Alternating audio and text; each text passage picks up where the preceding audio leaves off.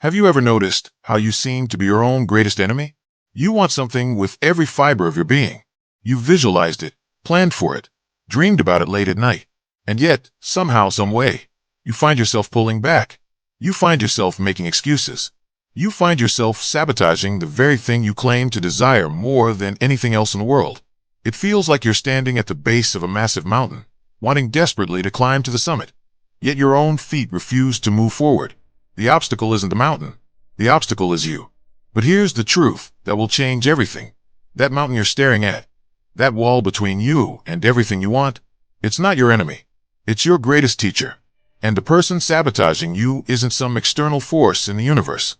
It's a part of you that's trying to protect you in the only way it knows how. This is the foundation of Brianna Wiest's groundbreaking work. The mountain is you, transforming self-sabotage into self-mastery. And today, we're diving deep into this life-altering philosophy that will help you understand why you've been standing still, and more importantly, how to finally move forward. You're watching The Book Sanctuary. Welcome back to The Book Sanctuary. Today, we're exploring one of the most transformative and honest examinations of human behavior ever written. Brianna Wiest is a renowned author and speaker who has dedicated her life to understanding emotional intelligence and personal growth. Her words have reached millions of people across the world, and her approach is refreshingly different from typical self-help literature. She doesn't promise you quick fixes or magical solutions. Instead, she offers you something far more valuable: the truth about why you behave the way you do, and the pathway to genuine, lasting change. The Mountain is You is not a book about dreaming bigger or working harder. It's a book about understanding the invisible forces within you that have been keeping you stuck. It's about recognizing that self-sabotage isn't a character flaw or a sign of weakness. It's actually a survival mechanism, a misguided attempt by your subconscious mind to protect you from something you fear far more than failure itself. By the end of this journey together, you'll understand yourself in a way you never have before. You'll see your patterns, your fears, and your behaviors through an entirely new lens. And most importantly, you'll have the tools to transform them. So let's begin climbing. Chapter 1. The Mountain is You.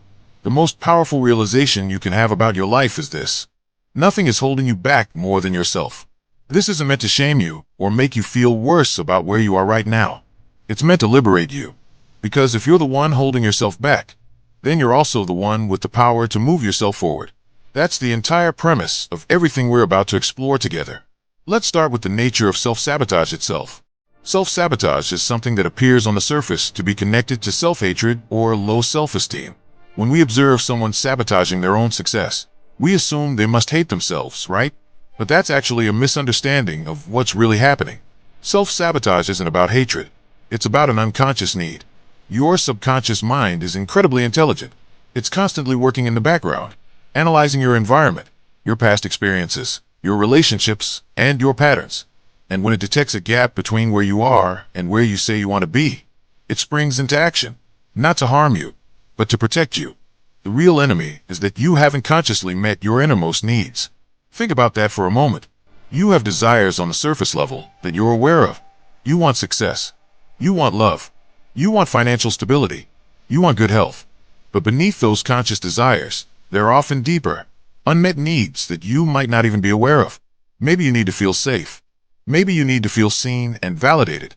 Maybe you need to feel in control. Your self-sabotaging behaviors, as destructive as they might seem, are actually intelligent adaptations designed to meet these hidden needs. They're a coping mechanism, a misguided one, perhaps, but a mechanism nonetheless. When we fail to address these deeper needs directly, we find ourselves engaging in maladaptive behaviors in every area of our lives. In relationships, we might push away people who genuinely care about us. In our careers, we might underperform or create conflict that undermines our progress. In our personal growth, we might procrastinate on projects that matter or make destructive choices that move us further away from our goals. And all the while, we're wondering why we keep doing this to ourselves. The answer is that these behaviors numb us. They distract us from the real issues underneath. They provide temporary relief, though never actual resolution. At the heart of most self-sabotage are irrational fears and limiting beliefs that have been living in your mind since childhood, maybe since a single traumatic event, or maybe they've been passed down to you through your family's narrative. These fears aren't based on present reality. They're based on patterns, on stories you've been told, on experiences that happened years ago. Yet they feel so real, so true, that you structure your entire life around avoiding them. You might fear failure, so you never try. You might fear abandonment, so you leave first. You might fear success, because you associate it with becoming someone you don't want to be, or losing the connections that matter to you. And here's the trick your mind plays. When you encounter these massive fears, you don't confront them directly. Instead, you project them onto smaller, less threatening issues. You worry about your weight instead of your self-worth. You obsess over one comment someone made instead of examining your deep need for validation. You create drama in your relationships instead of addressing the core fear that no one could ever truly love you. These limiting beliefs and negative associations didn't appear in your mind by accident. They're rooted in your history. The way you perceive success, for example, might be deeply influenced by how your parents talked about wealthy people when you were growing up. Maybe you heard that rich people were greedy or unhappy, or that they didn't deserve their money. And so now, on a subconscious level, you've created a negative association with wealth itself. You want financial stability, but there's a part of you that associates having money with becoming a bad person. That's a direct conflict. That's the ground where self-sabotage grows. Another major driver of self-sabotage is our deep human resistance to the unknown. We are creatures of habit and pattern. We crave predictability and control. When we face uncertainty, when we're about to enter into territory we've never explored before, there's an intense discomfort that arises, and we'll do almost anything to avoid that discomfort, even if the path we're currently on leads nowhere we actually want to go. You might know that your current job is unfulfilling, that your current relationship isn't healthy, or that your current lifestyle is making you miserable, but at least you know how to navigate it. You've developed coping mechanisms. You understand the rules of engagement. The thought of changing that, of stepping into the unknown, of potentially losing control in the process, can feel more terrifying than staying in a situation you hate. Your belief systems shape your reality in profound ways, not in a mystical sense, but in a practical one. If you believe you're incapable of success, you won't take the actions that lead to success. If you believe you don't deserve love, you'll sabotage relationships with people who try to give it to you.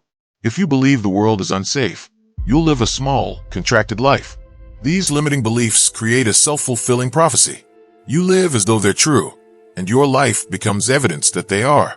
Meanwhile, someone else with a completely different belief system, in the exact same circumstances, might build something entirely different because their internal narrative is different. To begin the journey toward genuine change, you have to confront the denial you've been living in. This is uncomfortable. This is where most people quit, because confronting denial means acknowledging that you're not happy with your life as it is. It means admitting that you might have made poor choices. It means taking accountability instead of blaming external circumstances or other people. But this acknowledgement is where transformation begins. You have to get clear about what's actually not working. Write it down if you need to. Get specific. Don't just say your relationships are struggling. Describe the patterns you notice. Don't just say your career isn't fulfilling. Explore what you actually want to be doing. Clarity is the first step toward change. And then there's the concept of rock bottom. Rock bottom has developed something of a cliché reputation, but it serves a real and important function. Rock bottom is often the moment when everything falls away and you finally face the truth. You finally realize that you cannot continue as you have been. You finally feel, in your bones, that you're done. Not just tired, but genuinely done. The discomfort of staying the same, which has been manageable until now, suddenly becomes unbearable. And in that moment, something shifts. You move from blame to accountability. You stop asking, "Why is this happening to me?" And you start asking, "What am I doing that's creating this?" Rock bottom can be devastatingly painful, but it can also be the turning point that saves your life. Most of us don't change until the discomfort of remaining the same finally outweighs the discomfort of change itself. Think about that. You'll tolerate an extraordinary amount of pain and dissatisfaction in your life before you'll embrace the temporary discomfort of transformation. You'll stay in jobs that drain your soul, relationships that diminish you, and patterns that slowly destroy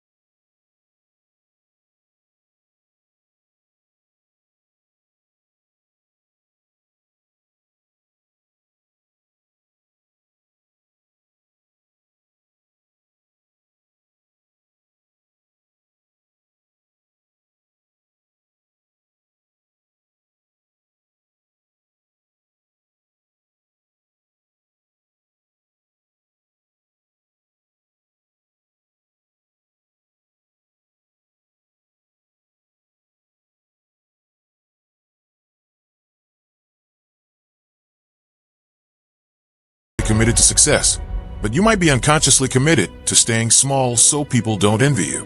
You might be consciously committed to love, but unconsciously committed to staying independent so no one can hurt you.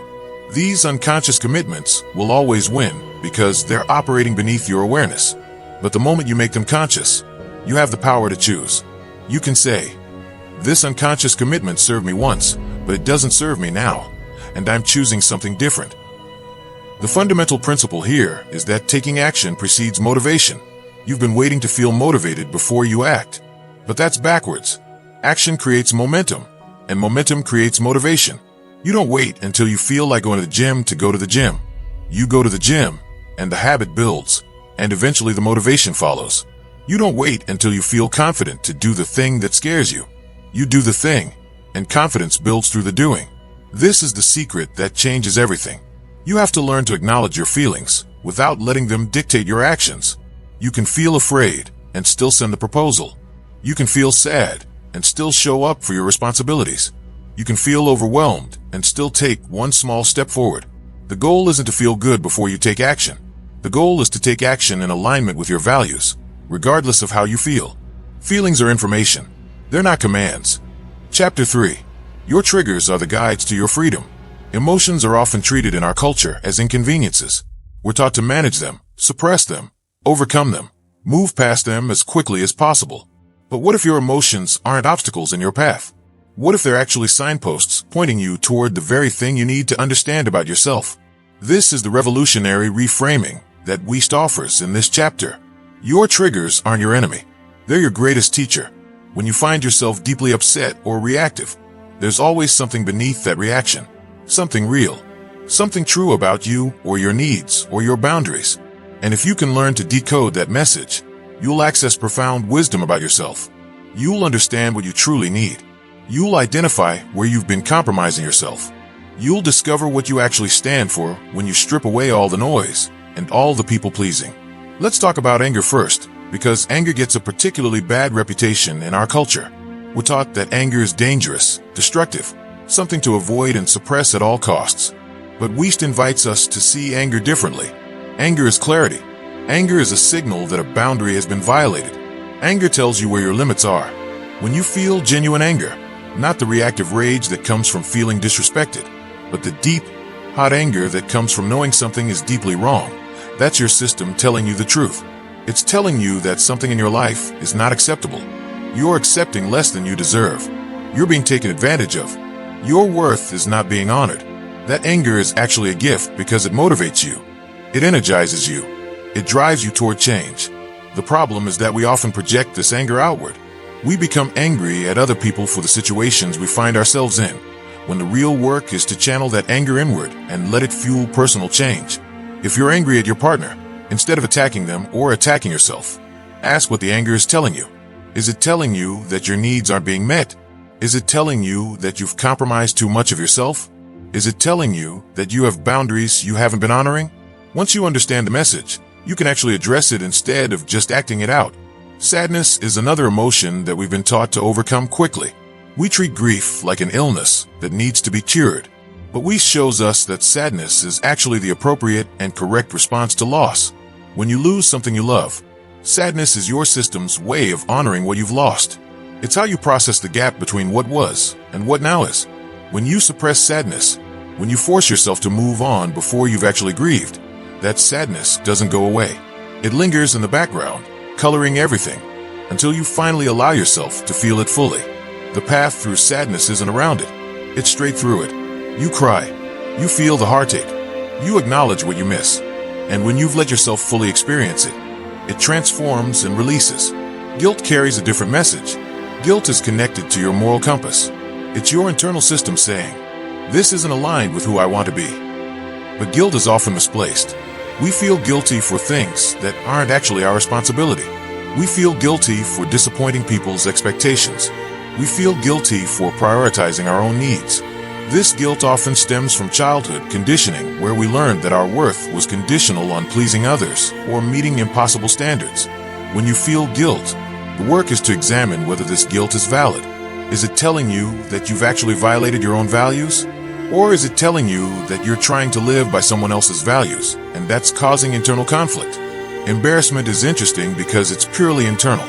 No one is judging you as harshly as you're judging yourself in that moment. Embarrassment is often rooted in shame, a deep belief that something is fundamentally wrong with you.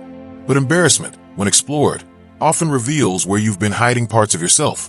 You're embarrassed because you did something imperfect and you believe your worth is tied to being flawless. The healing comes from accepting that imperfection is part of being human. Everyone is embarrassing sometimes. Everyone makes mistakes. Everyone has moments where they don't measure up to some imaginary standard. These moments don't define you. Jealousy and resentment are signals that something you desire is unfulfilled. When you see someone else with something you want, jealousy rises up. And instead of hating that person or judging them, the work is to ask what they have that you want. What quality are they embodying? What have they accomplished? What path have they taken? Because that jealousy is actually pointing you toward your own unfulfilled aspirations. If you weren't meant to want that thing, you wouldn't feel jealous when someone else has it. So instead of resenting them, you can use that jealousy as information. You can ask yourself, what would I need to do to create that in my own life? Resentment works the same way. When you feel resentful toward someone, it's often because you've been saying yes when you meant no, or compromising yourself in some way. The resentment is your system telling you that you need to set a boundary, that you need to honor your own needs, that you need to stop giving away your power to someone else. Chronic fear operates at a deeper level. This is fear that has become the background music of your life. It's persistent anxiety, hypervigilance, the sense that something bad is about to happen even when there's no logical reason to believe that. Chronic fear usually stems from unresolved trauma. Your nervous system has learned that the world is unsafe, and it's protecting you by remaining in a state of alert. To address chronic fear, you have to help your nervous system find safety again. This might mean therapy. It might mean building healthy relationships where you can practice vulnerability. It might mean confronting the specific situations or memories that triggered the fear in the first place and proving to yourself that you can survive them. There are other emotions worth exploring too.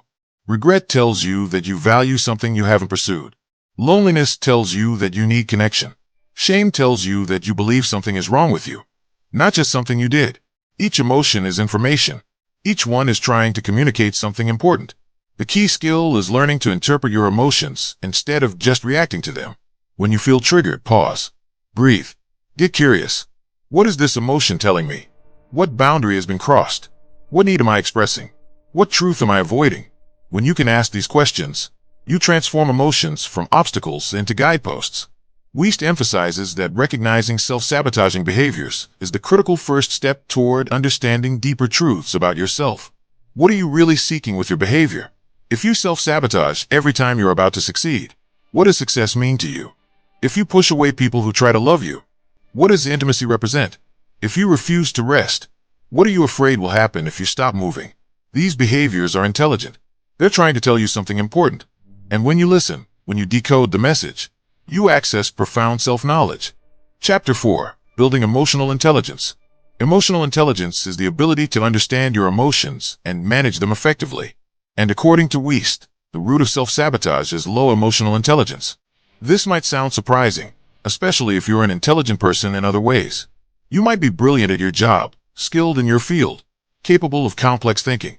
But if you haven't developed the ability to recognize and navigate your own emotional landscape, you're going to sabotage yourself. You're going to make decisions based on avoidance of feelings rather than alignment with your values. You're going to react instead of respond. You're going to be controlled by emotions you don't understand. High emotional intelligence, by contrast, enables you to get along better with different types of people. It leads to greater contentment in your life. It helps you accurately express what you're experiencing. It allows you to read other people's emotions and respond with empathy. It builds resilience because you understand how to work with difficult feelings instead of being overwhelmed by them. When you develop emotional intelligence, your relationships improve, your decision-making improves, your entire life improves. One of the fascinating insights in this chapter concerns what happens in your brain when you achieve a goal. You've probably noticed this in your own life. You work towards something, you finally achieve it, and there's this moment of satisfaction. But it's fleeting. Very quickly, you're looking for the next thing to pursue. Neurologically, what's happening is a dopamine spike. You hit your goal, dopamine floods your system, and you feel great. But then it normalizes, and your brain needs more dopamine to achieve the same feeling. So you want the next thing. You want more money, a bigger house, a new relationship, a different body. This cycle can continue indefinitely, and you never feel truly satisfied because you're chasing a neurological state rather than actual fulfillment. This is why Wiest suggests that we resist pursuing our desires, not because we don't want them, but because we fear the very feeling of wanting them. We've experienced disappointment before. We've had goals not materialize, and so our brain says, it's safer not to want. It's safer to keep yourself small so you don't risk the devastation of losing something you care about. This fear keeps us from pursuing the very things that could fulfill us. There's also a phenomenon called homeostatic impulse. Your body and mind are constantly trying to maintain equilibrium. You have a comfort zone, a range of experiences and feelings that feel familiar and manageable. When you step outside that zone, your system experiences discomfort. This is actually valuable information. The discomfort is telling you that you're growing, that you're expanding beyond what was familiar. But because it feels bad, we tend to retreat back into our comfort zone. We change our diet for a week, and then go back to eating the way we always have, because the healthy eating felt hard.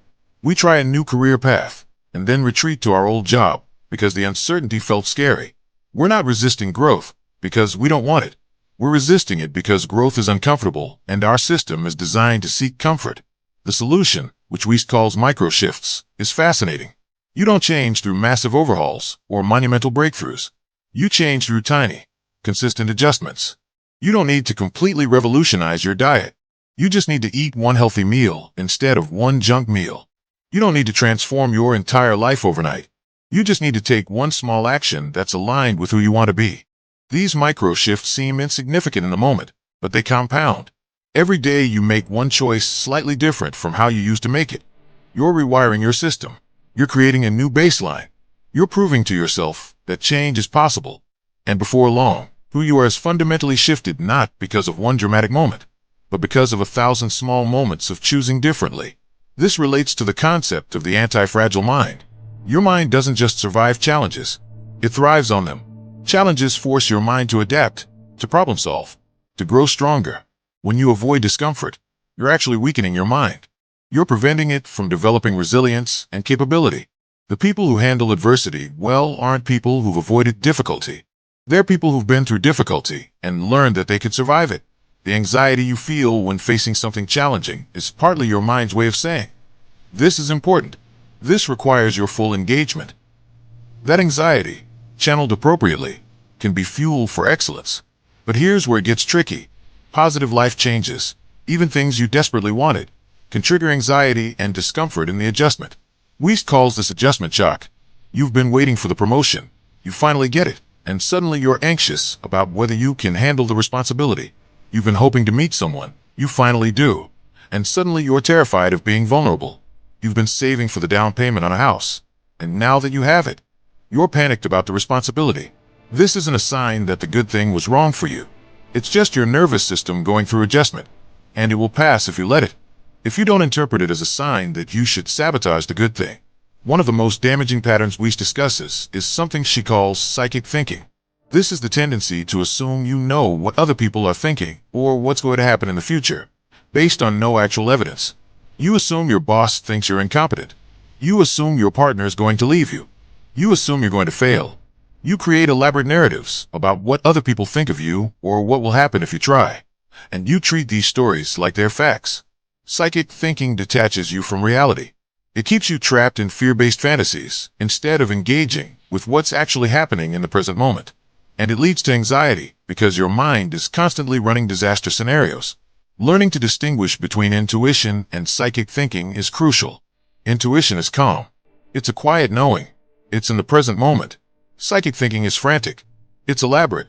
It's about the future or other people's minds, not your direct experience. When you feel anxious, you can usually recognize that you're doing psychic thinking.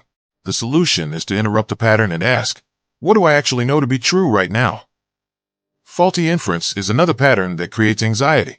This is when you take a valid piece of evidence and draw an incorrect conclusion from it. Someone doesn't respond to your text, and you assume they're angry with you. You made a small mistake in a meeting, and you conclude that you're incompetent. You've experienced rejection in the past, and you conclude that you're unlovable. The evidence is real. The conclusion is not. Learning to identify and correct these faulty inferences is a key component of emotional intelligence. Worrying has become almost normalized in our culture. We wear our worry like a badge of honor. I worry because I care. But Wiest challenges this. Worrying is actually the weakest defense mechanism available. It doesn't prevent bad things from happening. It doesn't solve problems. It just creates an endless loop of anxiety where you're rehearsing disaster scenarios in your mind. True emotional intelligence means recognizing that worry is not productive and learning to redirect your mental energy toward what you can actually control. The whole point of building emotional intelligence is this. When you understand your emotional landscape, when you can recognize what you're feeling and why you're feeling it, when you can sit with discomfort instead of being controlled by it, you become capable of genuine change. You stop acting from fear and unconscious conditioning. You start acting from choice. Chapter 5. Releasing the Past. We undergo a natural process of reinvention throughout our lives. We go through childhood with one set of beliefs and understandings. We go through adolescence with another. We transition into adulthood with yet another. And if we're conscious and intentional, we continue to evolve throughout our entire existence. But here's what most people don't realize. This natural process of growth requires us to let go of who we used to be. It requires us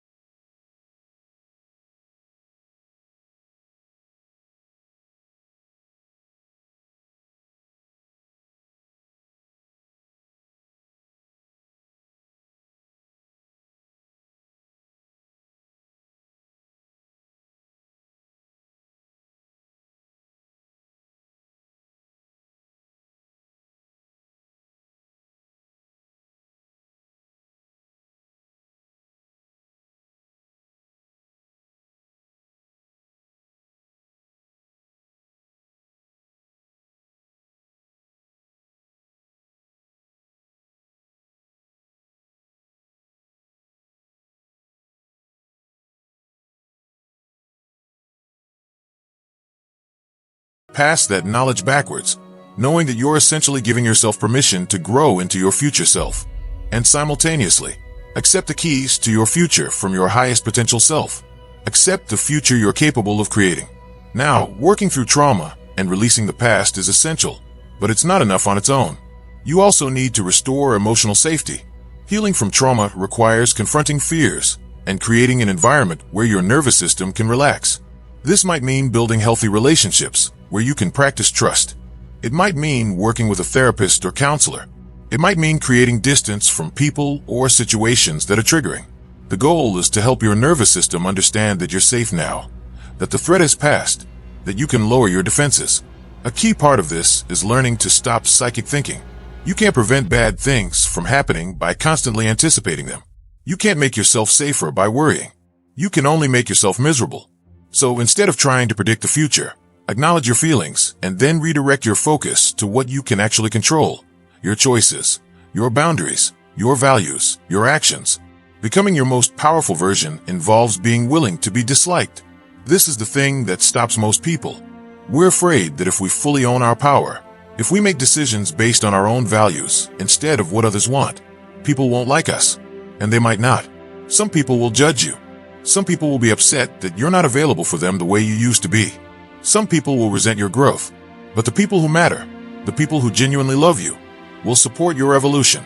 And the people who don't, their disapproval is actually information. It's telling you that you're moving away from them. And that's okay. You're not responsible for making everyone comfortable. Acting on purpose is different from just living. Most people live reactively. They respond to what's in front of them. But living on purpose means you're intentional about your choices. You're conscious about where you're directing your energy. You're clear about what actually matters to you. This requires inner work. You have to regularly reflect and process. You have to understand your emotions and what they're telling you. You have to get quiet enough to hear your own voice above all the noise of what you're supposed to want. Learning to validate your own feelings is crucial. For so long, you've probably been waiting for someone else to validate you. Someone else to tell you that you're okay, that you're not crazy, that your feelings make sense. And so you went around trying to convince people to validate you, which is an exhausting and ultimately futile exercise, because no one can validate you the way you can validate yourself. When you can look at your own feelings and say, yes, this makes sense given my history and my values and my situation, you unlock something powerful. You become less dependent on others' approval. You become more trusting of your own wisdom. Adopting your own principles is essential to building a new future. A principle is a fundamental truth that you've decided to build your life on. It's not a rule imposed from outside. It's not someone else's value system. It's your own deep understanding of what matters. Maybe one of your principles is integrity, which means you make decisions based on your values even when it's difficult. Maybe another is vulnerability, which means you allow yourself to be seen instead of hiding behind a mask. Maybe another is growth, which means you're willing to be uncomfortable in service of becoming more. Your principles become the foundation of your life. They guide your decisions. They help you navigate difficult situations. They keep you anchored when everything else is uncertain. Finding your true purpose is something many people struggle with. We're taught that purpose is a job, or a relationship, or some external achievement. But Wiest invites us to think about it differently. Your purpose isn't one job. It's not one relationship. It's not even one career field. Your purpose, first and foremost, is simply to be here, to be present, to show up authentically, to add value through your unique perspective and gifts, to connect with others, to grow and learn and evolve. Within that broad purpose, there might be specific areas where you want to focus. There might be causes that matter to you, or skills you want to develop, or contributions you want to make. But those are expressions of your broader purpose, not replacements for it. To discover your more specific purpose, Wiest suggests asking yourself some key questions. What are you willing to suffer for? If there's something you're willing to endure hardship for, that's pointing you towards something that matters to you deeply. What does your ideal self look like? Not your ideal self based on what society values, but your actual ideal self. What qualities would they have? How would they spend their time? What does your ideal self prioritize? What comes naturally to you? This is important because your purpose will often involve things that feel natural or effortless to you. You don't have to force yourself to care about it. You don't have to manufacture motivation. It engages you naturally. What do you want your legacy to be? If you could be remembered for one thing, what would it be? What do you want to have created or contributed or changed in the world? These questions don't have immediate answers, and that's okay. They're meant to be lived with. They're meant to gradually reveal themselves as you pay attention to what genuinely matters to you. The process of building a new future is as much about releasing what's not right for you as it is about pursuing what is. And this happens naturally when you become clear on your values and your purpose. What's not aligned will naturally fall away. Not because you're rejecting it, but because you're no longer giving it your energy. You're no longer compromising yourself to maintain it. It simply doesn't remain in your life because you've outgrown it. Chapter 7. From Self-Sabotage to Self-Mastery. We've come to the final chapter, and it's here that everything comes together. The shift from self-sabotage to self-mastery sounds like an extraordinary transformation, but Wiest reveals something that reframes everything. It's actually just the natural course of understanding that you were responsible for holding your life back, and therefore you're also capable of moving it forward. There's no magic involved. There's no external salvation. It's simply the inevitable result of becoming conscious of your own power. This realization is both sobering and liberating. Sobering because it means you can't blame anyone else anymore. You can't wait for someone to rescue you. You can't hope that circumstances will change without your involvement. You have to take responsibility. And liberating because that same fact, that you have this power, means you can change things. You can create a different future. You can become a different version of yourself. Your life is not something that happens to you. It's something you're creating through your choices and your actions and your beliefs. One of the most important distinctions Wiest makes in this chapter is between suppressing your emotions and controlling them. This is crucial because we're often taught that the goal is to suppress emotions, to be strong, to not let your feelings show. But suppression is actually unconscious. It's denial. You're pretending you don't feel what you feel. And what you suppress doesn't go away. It lingers in the background, affecting your decisions and your behavior in ways you're not even aware of. Then one day, something triggers you, and you have an emotional explosion that seems disproportionate to the current situation.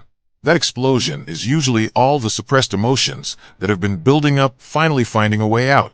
Controlling your emotions, by contrast, is conscious. You notice what you're feeling. You acknowledge it fully. You understand why you're feeling it. And then you consciously choose how you want to respond. The emotion is there. You're not denying it or trying to eliminate it. But you're not letting it control your behavior either. You're the author of your response. There's a vast difference between the two.